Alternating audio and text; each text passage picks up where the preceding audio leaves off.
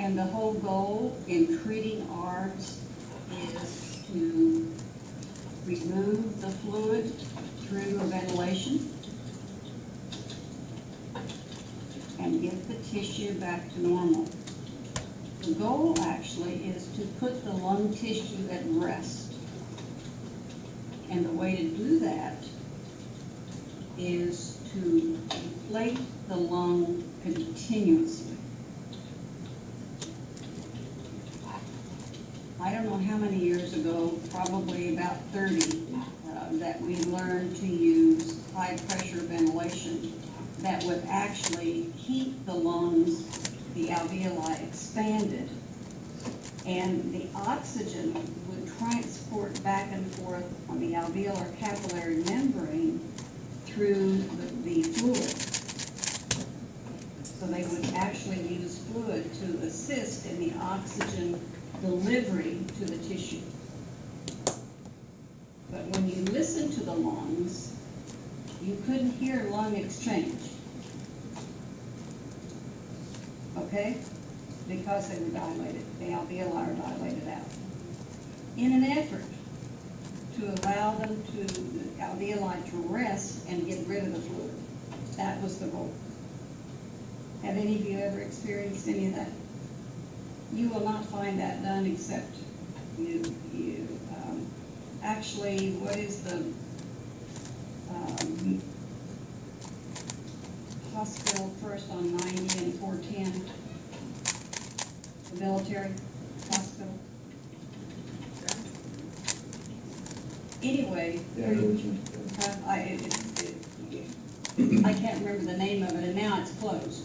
I mean, it's not closed, it just does not have the intensity that it had for one time because of funding, I'm sure, national funding. But at any rate, for a long period of time, the physicians from there really were known to manage well people that had ARDS.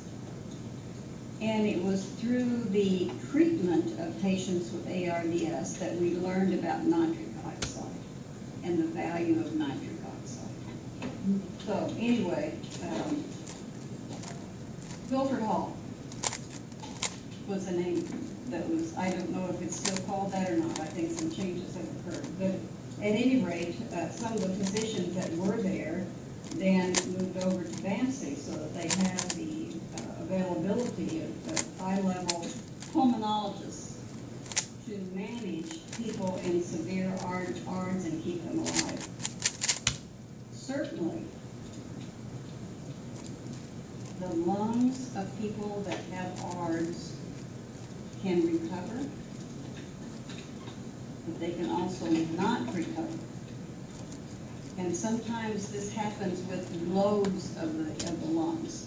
You may have on the right side one lobe that is able to recover. It's fascinating to have these patients come back into pulmonary clinics and see the change that occurs. And of course, if they didn't have some recovery of their pulmonary tissue, they wouldn't be up walking around, would they? So ARDS is a very interesting disorder, and you will see people. The manifestations of the clinical records are rapid shallow breathing. They will go into respiratory alkalosis, certainly severe dyspnea, and the lungs are not compliant. If you actually are using a bag valve to ventilate the patient, you will have, with both of your hands, terrific problems getting air in because their lungs are so stiff from the fluid that you cannot force the air in. You'll experience that, trust me, you will have it. Right? You had that in service, I'm sure, and probably didn't have the treatment methods to take care of it. Yeah, sad, real sad.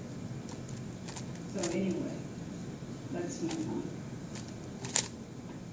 The major problems with lungs, certainly atelectasis or collapse of the alveoli.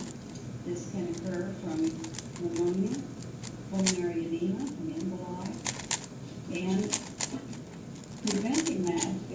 frequent turning. I'm sure those of you that have worked in the hospital here over and over, you turn them every 2 hours. Well, that's the minimum amount of time that you can let them lay. And now with the new beds and even the beds